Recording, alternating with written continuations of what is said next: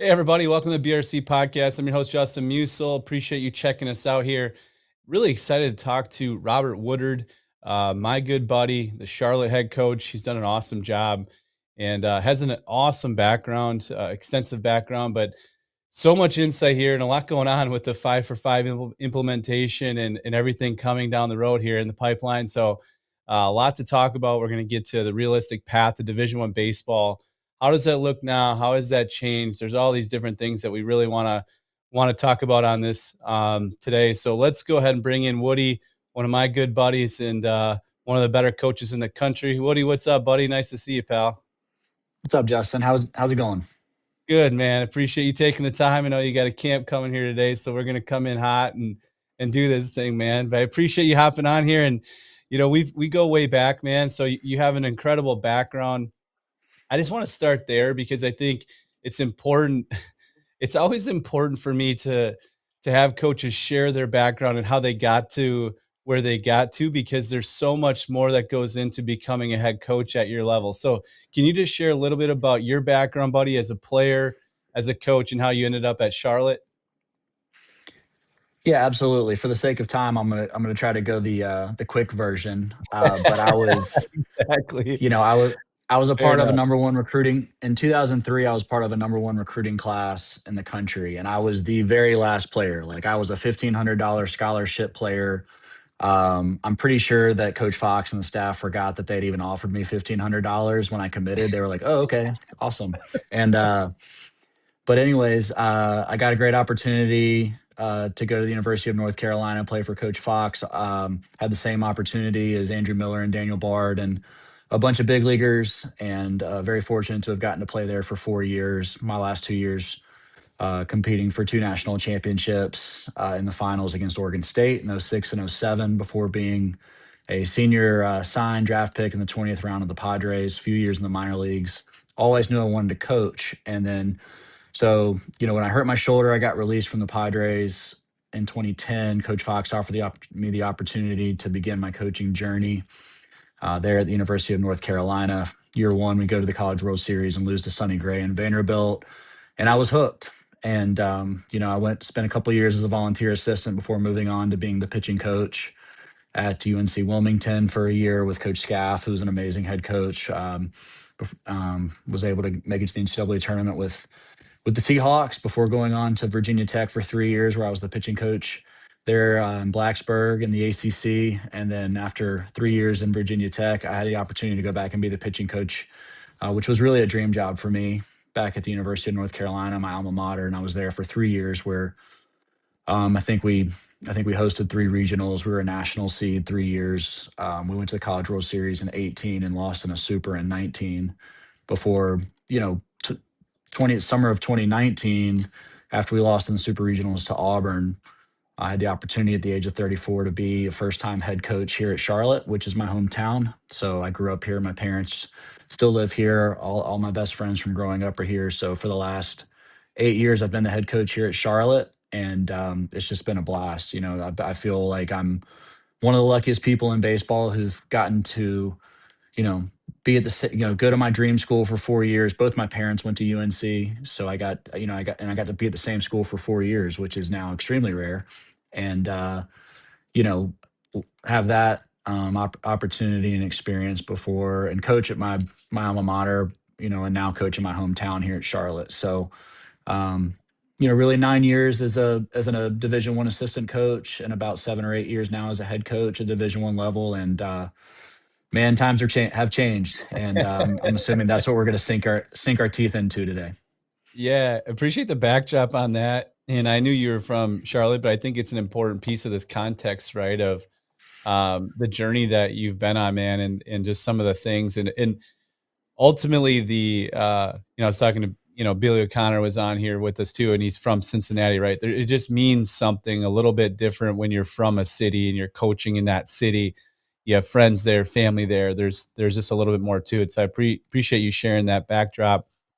And I think as we flow into this, I want to make sure everybody listening hears this. So if you have a question, feel free to on YouTube, just throw it in the chat, and we'll try to get to some of those questions as we flow through this conversation. So feel free to hop in with any questions you have about a player, coaching, anything that you have for myself or Woody. But just throw them in there, and we'll get to as many as we can. But flowing back to this though, Woody, when you're talking about kind of the changing landscape, and that's obviously a big part of conversation. You're having conversations every day about this stuff. But let's flow to kind of the changes coming now in the path to Division One baseball, because the path 5 years ago was very different than the path now. If you just step back and just give a general path, now obviously there has to be talent, there has to be ability, there's all of those things that come into play here.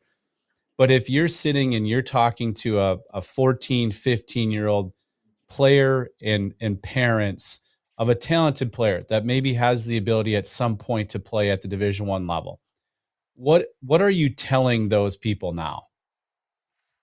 That's a great question.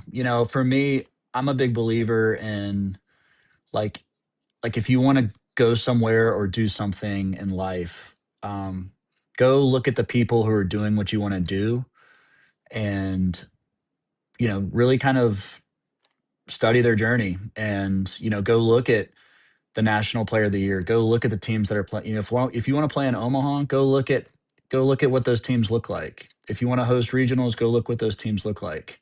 Um, and then kind of work backwards. I mean, I tell players' parents all the time, like, if you want to come here and play at Charlotte, I think a great exercise is go look at our roster. Go look at where our guys came from. It's a wide variety. We've got guys through the straight from the high school route. We've got guys from Power Four schools to coming straight to here to us. We've got Power Four to junior college to us. We've got junior college to us. We've got Division Two and Three to us. I mean, it's a wide variety. So, um, and you can kind of say, okay, like, and this is just to come to Charlotte. So whatever school you aspire to, go look at where their players come from, look at their past, and say, okay, am I on that path to go to a place like Charlotte or wherever it is you aspire? And if you feel like that you are doing those necessarily things, then continue the path. But I think it's like a student that wants to go. If you want to apply to an Ivy League school, just as a regular student, right? Like, go study those students that have gotten Yeah, admitted. And yeah, look at your transcript and look at your extracurriculars, and don't kid yourself. It's the same thing in the baseball world. Just so, I don't know. I would just advise, hey, if you want to go play at Charlotte, go look at the roster, look at where those guys played, go look at the bios, and go. I mean, and secondly, if you have a chance to come watch us play, I mean, come watch us play, because I mean, I think that's one of the most under probably appreciated aspects of the recruiting process. If you have an opportunity to come watch us play, and you're a pitcher and you watch our pitchers, and you're like, okay, like, yeah, I think I can compete with those guys. I think I can help that staff. Or it's like, oh man, like, maybe these guys are better than I thought that it would be, and I got some work to do. I mean, whatever it is, yeah. just go look at where you want to go and kind of where you want to be, and work backwards from there. Yeah, man. I mean, there's so many things to pull out of that. I love the research and the thought into how it's being done, and just simply looking at a roster and looking at just college baseball in general. You simply can look at average ages too at the Division One level. There are some things that are a little bit more simple, right, Woody? That it doesn't take a lot to know that Division One baseball has gotten a lot older. There's some things like that that come into play.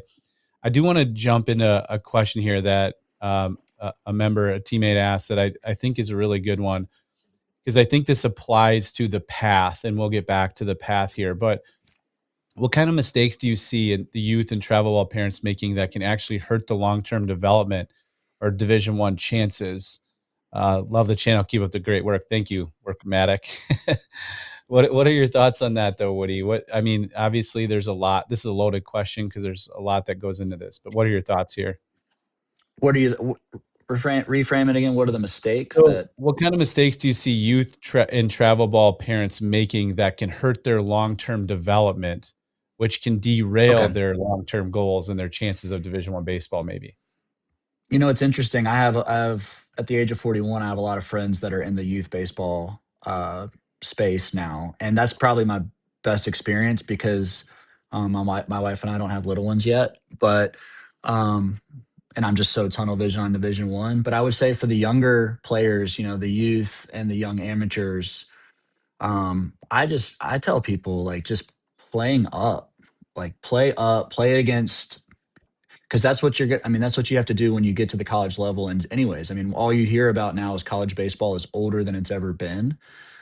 So you might as well just any opportunity, even if it's just a weekend, like you go from you're a 13-year-old and you have an opportunity to go play 15U, or you're 14 going to play 16U, or you're a seventh grader, eighth grader, and a Division One prospect camp opens, their camps up for middle school players to come and be in that experience. Like go be the seventh grader who's at a prospect camp, who's the slowest 60-yard dash, or who's not hitting the ball out of the infield, and just go be around those guys. Especially if you're already one of the best players at your age group, just try to play up. I think a lot of times players, I see a lot of players, they want to be the best player on their team, and I think there's a ton of value in that in terms of just confidence and helping. There's nothing wrong with being the best player on your team and helping your team win and have success. But at some point, you're going to run into that, that like I said, you get to the college baseball level, like at some point you're going to be the 18-year-old facing 23-year-olds. So, I mean, that's a 5-year gap. Like imagine like being a 12-year-old playing 17-year-olds. I mean, Right.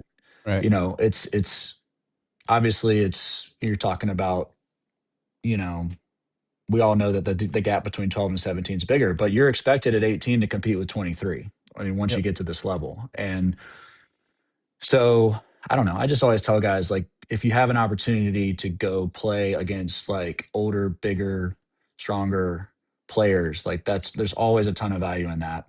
I like that, Yeah. man. I like that a lot, Woody. So, okay, so I'm going to go back to the path though. And we'll come back to some of the questions here in a minute, but so when we look at the path of Division 1 baseball, what do you think the future looks like now as we pull the 5 for 5 in here, and what that might do to change the landscape even more? What do you see, man? What do you see the changes? What are you predicting for the future of this path that used to be very sort of straightforward with getting there? The 40-man roster was bigger, right? Now we've shrunk that down. MLB is now talking about maybe cutting out, high school draft picks, so they're now back in the pool. It's becoming more and more competitive to land a Division One offer and roster spot. Yeah, what does that future look like to you? Yeah, I think you nailed it just as far as like the pyramid is getting smaller at the top. I mean, it's constantly getting smaller. The draft is potentially getting smaller. The minor leagues spaces are getting smaller. Rosters are going down to 34. So I mean, you hear the word opportunity all the time, and I hear folks just say, I'm just looking for an opportunity, and it's just like don't forget that. Like Yeah. don't forget that like they're when my parents dropped me off at school, I told them, I don't care if I'm the worst player on this team. Like, I'm going to sink or swim here, and I'm going to scratch and claw to do whatever it takes to help the team. I mean, I had no idea. Yeah. I truly didn't. I had no idea that, I would get to pitch 370 innings of college baseball at my alma mater. I mean, I had no idea. I literally went in there and just said, I don't care. I don't care if I'm the worst player. I'm good to scratch and claw to survive. And I don't know. I just think I think when you get recruited by a school, certainly offered by a school, just having a different level of humility maybe now than ever, Mhm. where it's just like, hey, um, like in like whatever school is recruiting you or whatever school you go to, and it's like maybe you're not playing or maybe you are playing. It's like if you're not playing, like still have an appreciation for the opportunity and fight your way in. And if you are playing and things and life is good, like have that humility about you to where like, you're still the first one in the gym the next morning and first one in the ballpark and I don't know, you're helping the guys around you get better. So I like that, man. it sounds a little cliche, but I just think, I don't know, in a world where I think because it's so competitive, the human nature, I think, is to like look out for yourself. And it's almost like the players and families who just have the ability to kind of be more selfless in this like selfish environment, I think truly are the ones that get paid off and get rewarded with unique and Yeah. positive experiences. Yeah, I like that. Yeah, I appreciate the insight on that too, Woody. And I think when we talk about, the entire landscape, there's so many aspects to it. You hit on opportunity, and one of the things that I've experienced is in this process is in talking to portal guys, working with players, elite guys in the portal. They have a different perspective on opportunity because they've lived it out, right? When you go somewhere and then you go into the portal, for example, you've been somewhere, you kind of know what that opportunity was like there. And so their opportunity and their perspective on opportunity is just a little bit different. Now, clearly not all of them, but I'm just saying in my experience. And I think what I try to get across to high school players is and parents, youth players, is just understanding that every opportunity now is so valuable at the college level, Division 1, 2, 3, junior college. What it doesn't really matter if there's a coach that sees some of your ability and likes your ability and thinks that you can help their program. I mean, man, it's just such a competitive environment right now. I think we just want to like step back and say like, okay, if someone values me as a coach, whatever level that might be, and they really want me as a player and they like me as a person and they think I can fit in and help them, there's value in that. Whether you choose that school or not, that's not what I'm saying. There's a lot of other pieces that go into that.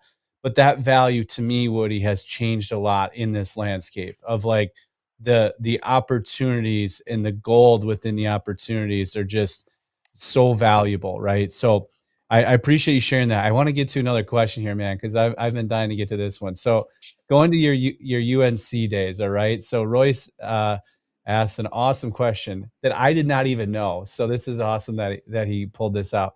So you went 22-0 at home as a pitcher at UNC and never lost a home game. What was it about that environment that made you unbeatable? Well, it's funny. I remember the games that I should have lost more than probably more the ones that we won. I Yeah. remember like I'll give you an example real quick. Like it was my junior year. I started Saturday against Florida State, and we were down with 2 outs in the ninth, nobody on. Their guy Tyler Chambliss had shoved, and we were both throwing a complete game, and we were down like 3-2 with 2 outs in the ninth, nobody on, 0-2 count. We go like error, like flare single tie, flare single win. Anyways, and it was like we walked them off, and there's zero reason why if those guys don't make two errors right there, we lose to Florida State. That isn't an actual stat. My last start against South Carolina in the Super Regional to like make it 22-0. Like I gave up a grand slam to go down by 3 runs. I get pulled in the sixth, and then our offense comes in and scores 8 the next inning to like give us the lead and give us the win. So like I don't have a lucky rabbit's foot, but those are just two examples that I just tell folks. It's like, I mean, I was certainly aware of it, and I took a ton of pride in giving my team every possible chance to win. Like I never took a pitch off for 4 years of my college career. I can honestly say that. Like everything, it didn't matter the situation or the opponent or the environment, especially at home. Like I never wanted anybody to watch our team play with me on the mound and those people leave and say like that wasn't a very competitive team. Like I wanted, because that might be the only time they ever got to see me play, right? Like they come in and see me pitch, and it's like they might not even know like my name. They're just like, oh, number 20 is pitching for North Carolina. Like that might be the only time that person got to see me pitch. And I never wanted anybody to ever walk away without being able to say like, whoever was on that mound or, that dude or that team wasn't super competitive. And um, so that's kind of how I feel about that whole thing. But again, it just gets back to like I was going to scratch and claw every single pitch of my career to give my team the best chance to win. And whatever individual success came because of that, that was all kind of extra for me. Yeah, it's interesting. why did it matter to you so much if people, cared how competitive you were? And I mean, why did that matter? Just because like the players that I grew up aspiring, like the players that I watched and I appreciated, that's what they looked like. Um, and I also on the flip side, there was players that I would watch that I felt like weren't competitive, and I was like, I'm never gonna look like that guy. And I think a lot of it stemmed too from my training for 4 years in high school through the On Deck Academy here in Charlotte that was started by Mike Schilt. So Mike Schilt, um, now former MLB manager Mike Yeah. Schilt with the Yeah. San Diego Padres and the St. Louis Cardinals, Major League Manager of the Year. He was my travel coach for 4 years. So imagine having a future Major League Manager as your travel coach for 4 years. And I'm here to tell you, like, when I didn't look competitive or like he called a fastball in and I didn't get it there, like he didn't care I was 15 years old. He let me know, like, hey, this don't fly. And, if you don't start doing this, then you're not going to be very good at the next level. And so, I kind of just got force fed a lot of truth, when I was in high school from Coach Schild, and he's one of the best baseball men and coaches I've certainly ever been around. It's interesting, man. So to you, it mattered because it was just intrinsically you were so motivated and you wanted to make sure that people saw you display that competitive nature and that fighting and that clawing to win ball games because winning mattered so much to you. I mean, that's a unique thing, man. I mean, we start getting into this psychology of that. I mean, that's what you're trying to find in every player, that they care so much about, if someone watches them, what is it, what is their takeaway from that, like, and what would their perception be of you as a player if they walk away, having watched you? I think that's super fascinating, man. I appreciate you sharing that. And I think when we look at the experience that you've had, I want to kind of continue on with the UNC thing here. So, I want to go to the teammates that you played with. So Daniel Bard, Andrew Miller. I want to throw that question up here now. This is another question from Royce here, but you played along Daniel Bard and Andrew Miller at UNC. Both those guys had long MLB careers. What did it feel like watching them make it to the big leagues while you went into coaching? Yeah, that's a great question. I mean, we all knew those guys were going to be big leaguers. So it was like it was really just us. It was really just us like uh watching what we all expected come to fruition, but I actually do remember um I do remember those guys going in the first round, everybody being so excited. They signed. Um I was a late draft with the Cardinals, and they offered me, a certain amount to leave, and I just said, man, like that amount of money, and it's all great and that sort of thing. But to me, like the opportunity to go back, I was going to finish my degree. I was going to have one more shot. I felt like with the team that we had coming back to go compete for a national championship, which ultimately we did, and even against the same team that beat us the year before, which ended up being a little crazy. But I do remember sitting in like a communications like small business course, and I remember sitting there, and it was like September, and I remember thinking to myself, like, I cannot believe I'm here sitting in class when Andrew Miller was making his major league debut with the New York Yankees in Yankee Stadium. And I had, this is 2000, this is the fall of '06, and I'm sitting at my desk in school, like in class at Carolina, watching Andrew Miller pitch against the Yankees.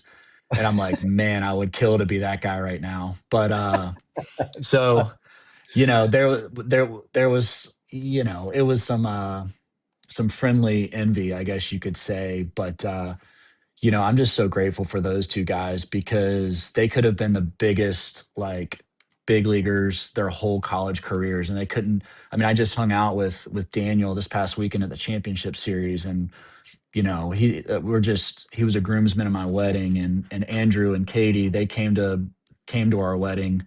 We're all super tight, and those guys they're just the most normal guys ever. In fact, they're probably even more like humble and selfless than anybody else on our team. And so really it was just, I don't know, I got a little bit long-winded there, but we I'm always grateful to be there with those guys, and we felt like we all had attributes that made one another better. Like, everybody, we all wanted Bard's fastball, we all wanted Miller's slider, and then those guys said that they just wanted my command, and we all just kind of like, but at the same time, we felt like when teams faced us too, they got like three completely different Yeah. looks because it Yeah. was.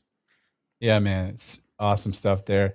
I appreciate the insight on that, and I think it's cool to hear kind of the teammate perspective from some of that. But you guys had a lot of success, obviously, with what you were doing. I want to flow back to the conversation here with the path to Division I baseball at this point, and it flows to a question that we have here, but I'm going to ask the question a little bit different. But you can throw it up here. Just the question on the recruiting philosophy, that you might have, and how has that changed? And this was kind of a path that I was going down. So the question from Kane's Cat is, how has the recruiting philosophy changed since 2020 COVID, when the draft went from 40 to 20 rounds, and with the portal, are you recruiting more elite level kids? I'm going to kind of add to that a little bit. Really, I just the it's a great question, and the flow that I'm trying to get to here is what has changed so much on your end? What are the things that you're seeing with all of the different changes going on, and how has that paved your path as a head coach and the decisions you're making in constructing the roster? Yeah, that's a great question. I mean, I think expectations change. There's no kidding around it. Like, we're more professional. We are professional baseball now with what the compensation that players are receiving, albeit full scholarships and/or supplemental aid via NIL, via rev share, what have you. So I mean, I just look at it in the sense as if like our Charlotte baseball program is a professional team, and I look at it from the standpoint that great professional organizations retain talent first and foremost, and then from there you're trying to acquire talent.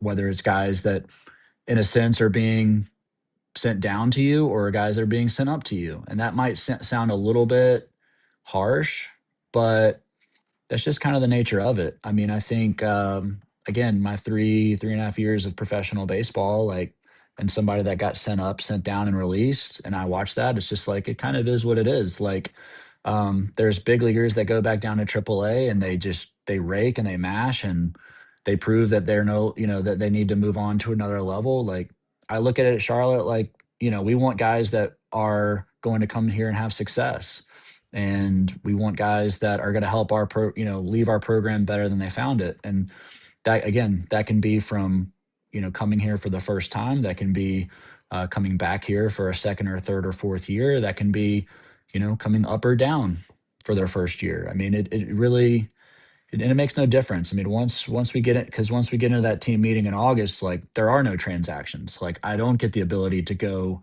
Generally speaking, there's going to be some situations, where guys maybe are grad students and they graduate in December. But I mean, generally speaking, there's not. I don't have the ability to call a guy up or down. Like, once you're at this level for the year, it's like guys are locked in here, and let's go see how tight we can be and how much we can develop what we have. We're never going to be a program that, no matter how much talent we feel like we acquire, we're never going to be a program that just kind of sits back and says, okay, the best 8 guys are going to pitch and the best 9 guys are going to play, and this sort of thing. Like, there's only one team at the end of the season that gets to feel good, and I've never been more reminded of that than watching my alma mater,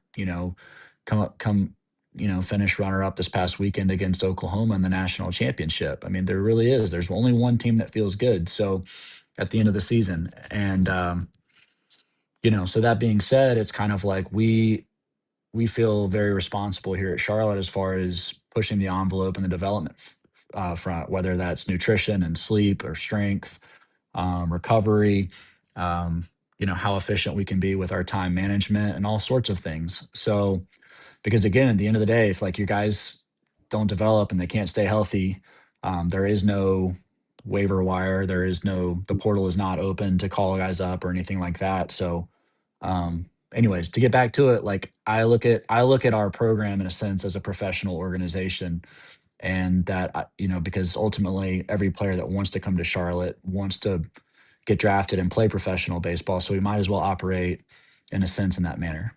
Yeah. Yeah. So many awesome things in that too. I think when you talk about the shift, you've hit on this a couple of times, Woody, is just when you look at the shift in college baseball in general, it really has become like organizations, like you said. So all of the things that you might see in player development in Major League Baseball, now you're starting to see. In fact, college baseball has influenced professional baseball too. So you see a little influence back and forth now, which I think is super cool. There's a lot of data. All the things that you're trying to do to gain an edge matter. You talked about sleep, nutrition, all those things. I think one of the things I wanted to really, really pin down here on in this conversation, Woody, is just the edges that you're trying to gain, and you just hit on it, right? So as a youngster, so as a 16-year-old or as a 13-year-old, you're a kid, so be a kid and all that. But if you're thinking about the recruiting process and you're a talented player and you want to play college baseball, this is something I've been touching on for a long time, but you're just trying to gain all the edges that you can. And as the stakes rise, as the competitive environment rises, there's just these edges that guys have to be willing to be disciplined with and take those edges so that they can get some gains on some guys that maybe are not willing to do that. Can you just touch on the discipline factor? Like, because sometimes we see the tools and everybody gets excited about the tools, and I get it. Being in pro ball, I understand all that. But I think the mundane and the boring discipline gets way overlooked for how to be really successful. Can you just talk about that a little bit on how discipline itself in almost boring is actually a really positive thing in some ways when you talk about a routine and trying to get better? Yeah, absolutely. I mean, I think um the longer I'm in this thing, like you always hear like old school and new versus new school. And I think that they stay connected. Um the longer I'm in this thing, like and what I mean by that is, I mean, they've been saying for decades that baseball is, 90% mental, 80% mental. And I think every player has, a physical floor and a physical ceiling. Um, we try not to ever put those ceilings on guys, but ultimately I think every player does have some form of a ceiling. Um, but physically, right? And then it's like, okay, but mentally, um, how many guys actually are very intentional with the effort to get to that ceiling or like pursue that ceiling? And I don't know. So I think when I think about, the young guys, like the 14 to 18-year olds, right? Like there's only so many things physically that you can control. I mean, you can control what time you go to sleep and what time you get up and everything that you do while you're awake in terms of your activation, your mobility, your lifting, your food, your hydration, your supplements. I mean, it goes on and on. I mean, we could do a whole segment on what you do there, right? But then it's like, what are you doing? What are you doing mentally to separate yourself from the rest? Because and it doesn't necessarily mean that you have to be the most intelligent or the smartest or have the highest IQ. But I think there's a ton of value in being a guy that, when I hear the word edge, like one of the words that I go to is like discomfort, like uncomfortable. Like how can you get so comfortable being uncomfortable that like that's your edge, and that like, whether that is like mentally or physically, but like it starts with the mind. And I think there's a lot of people in 2026 in general that they look at things and they look at it and say, well, why are we doing that? That doesn't translate, right? Like, I mean, I find myself that as a coach. I mean, like we don't do everything we do here is like has a rhyme or a reason to help our players get better, right? But like, why would you do, for example, like a 12-minute run? Has nothing to do necessarily with the physical, like, uh, improvement or betterment of a player. But I can tell you that by watching our guys do a 12-minute run for distance where there is no set distance they have to run. They could literally walk it if they wanted to. If they start to cramp or they start to get hurt, they can stop. I don't care. But we do a 12-minute run here, one, because it's not that long. Um, you know, but if you push yourself for 12 minutes, I mean, a lot of studies will show that that's kind of like that's the most basic fundamental like VO2 test. It's like, um, you want to know what your general fitness level is. Go run as far as you can for 12 minutes, and that distance will tell you like what type of physical and mental shape you're in. And so, but it has nothing to do necessarily with translating to baseball. But I use that as an example because, like in this world, like, if somebody like runs out of breath or like their quad starts to him, like as a coach, like I'm going to get an email. I'm going to get an email from a parent and it's like, why are you having my son do this? And, that's real. And that's just the world. That's the world it is. But it's like, but then when it comes down to, I mean, I just watched a pitcher in the College World Series throw 50 pitches in an inning. I just watched that and his team just won the national championship, and that kid's going to have that memory for the rest of his life. I don't know much, about that pitcher or that situation, but I can tell you from afar that I have extreme respect and admiration for what that kid did between the lines for his team, and I guarantee you that what the type of like that dude has to be an animal off the field to prepare for that type of Totally. moment. Totally. Yeah. Yeah. What I see is I see people questioning, and I hate to, speak about another player or that, but I'm speaking in it from the standpoint of like I really admire and I respect it because I understand the amount of work that goes into that preparation, and nobody knows how much, not even myself knows how much work and preparation goes into that type of um physical demand. But it starts with the mind, and just getting yourself to a place where you're very comfortable being uncomfortable. And that's something that even as a 41-year-old coach, like I still try to create here in our program, because I do think there's always four or five pitches in a game that swing the balance of winning and losing. And if all things are equal, like show me a team that's more mentally tough than the other, then I think those four or five pitches, you give yourself a better chance to win. Yeah, man. So many things unpacked there. I appreciate you taking me through all that. Love the idea of the discipline and the pushing yourself and the challenging yourself. And I like, a good friend of mine is Craig Counsell, and in his, he took the Cubs job. He was in Milwaukee, right? He's a Wisconsin hero. He played in Milwaukee. He's from Whitefish Bay. He lives there now. Like, and in his opening presser, what does he talk about? Part of his decision was that it was a challenge and it was uncomfortable for him. He was uncomfortable being in front of them now instead of being used to, the press that he knows and he's been with for years and years. And I just think that mindset really can push you to limits that you maybe wouldn't get to, and that you see it kind of sprinkled all over. We can use a lot of examples, but I loved that comment. It's like if you can understand that, you can understand why people push themselves to the limit. So this has been awesome, man. I appreciate your time so much. I'm gonna throw the kitchen sink at you, Woody. You love the kitchen sink, right? Yeah, let's go. You love going through that. All right, so we're gonna throw the kitchen sink at you, and then we're gonna get you out of here. So here we go. Your wife is obviously a prominent head coach as well on the softball side of it. Who takes losses worse, you or your wife? Easily me. She, I mean, she looks at me after a loss and she's like, "You're fine."